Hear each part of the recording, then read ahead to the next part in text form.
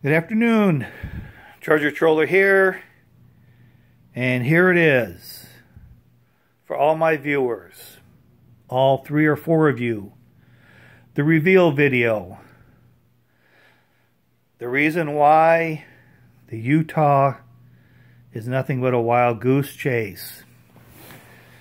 We're going to show you why a much better theory. If you believe the gold came to Muskegon, I'm going to show you a theory on why if this gold left Muskegon, it did not leave as Civil War gold. First, I want to go over a little bit of a timeline to kind of give you an idea of just the number of years that this gold was around, presumably, and then we'll get to the reason. Once again, my duly paid for Vipont Mining Company stock certificate. All those guys they were talking about coming up in the next video were shareholders. Ferries were shareholders. NIMS shareholder. All of them shareholders. Company was owned by Hackley and Hume. So here we go. Here's a little bit of a timeline. 1865, they commandeer the gold and bury it. 1870, they return, they dig up the gold, and they move it to Muskegon. In 1890, thereabouts, Hackley's wealth begins to increase. In 1902, they bought the Ashburn mine with Mr. Irwin, who was going to run it or manage it for him. 1905, Hackley dies. 1919, the Hackley Union Bank is built, and somewhere around 1919 and a little bit after is when they decide to load up the gold in a ferry, send it across Lake Michigan, eventually ending up in Utah at a mine that they're going to Shazam, pull it out, have it melted down, and now we've got good, clean gold. So, just taking a look at this. From the time it was in Muskegon, 1870, to somewhere around 1919, thereabouts, was 49 years. So basically, this gold sat around in vaults in Muskegon for about 50 years. They decide to move the gold around 14 years after Hackley's death. So this is where we start with the reveal. So if you believe the gold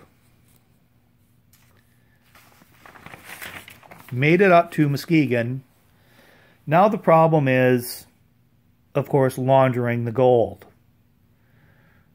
Melting it down or smelting it down, whatever the proper term is. Casting it, reminting it, good, clean gold. So that was the perfect cover, was the gold mine in Utah. But I'm here to tell you, if you believe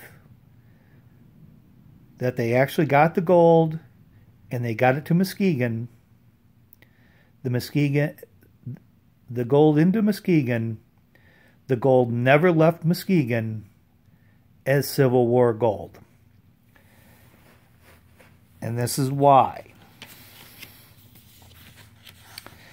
In I got to get this right because the last time I got it wrong, the date wrong. In 1890, there was a company that started up in Muskegon. It was called the Muskegon Iron and Steel Company. It was a foundry. That was 1890. They took out 2 loans and 1 loan in the form of a bond. There was a bondholder. They took out a $20,000 loan from the Hackley National Bank. They took out a $10,000 personal loan or bond from Charles Hackley, and they also took out a loan in the amount of approximately $5,500 from the National Lumbermen's Bank. By 1894, approximately June 26, 1893. 1893, in the Circuit Court for the County of Muskegon, Thomas Hume trustee complaint versus Muskegon Iron and Steel. It was for the bill for foreclosure of mortgages made by defendant on June 26, 1893. The decree was rendered June 9th, 1894. So what's really interesting about this company goes into foreclosure, and now it's owned by the bank. Charles Hackley paid Lumbermen's Bank what Muskegon Iron and Steel owed them. So Charles Hackley paid the National Lumbermen's Bank $5,459.26, effectively making him the owner of a foundry. There was absolutely no reason, if the sole motive was once the gold was in Muskegon, to launder it by melting it down or smelting it down, recasting and reminting it. There was absolutely no reason why that gold had to leave Muskegon. Now, this is where they can always say, and there's no way that I can prove that it isn't at the bottom of the lake. If there actually is stolen gold, there's no way that I can prove that it isn't at the bottom of the lake. There are other issues they have once they get there, because boxcars were normally thrown off those boats in order not to capsize or sink. So that's here nor there. Because, I mean, as far as I'm concerned, it never had to even get that far. But they can always say that although this is good, it's just a theory, and your theory doesn't disprove the fact that it's not in the lake, which is true. So what I'm offering is something a little bit different. These first 4 episodes of this show have not been about finding gold. They've been about finding evidence that it exists and trying to get some money, $50,000 from Marty Lagina. So what my question would be to you, all 3 of you, is taking into the account just the few things that I have found. These guys not knowing the difference between east and south.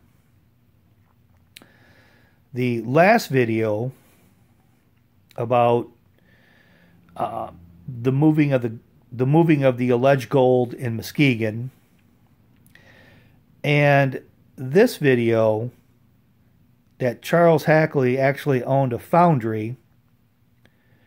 Would you be willing to pony up any of your money to give them to dive for gold in Lake Michigan? So forget about whether it exists or not. I'm just asking, with what I've presented here, would you be willing to give them money to go dive in Lake Michigan looking for gold? So, that's the reveal.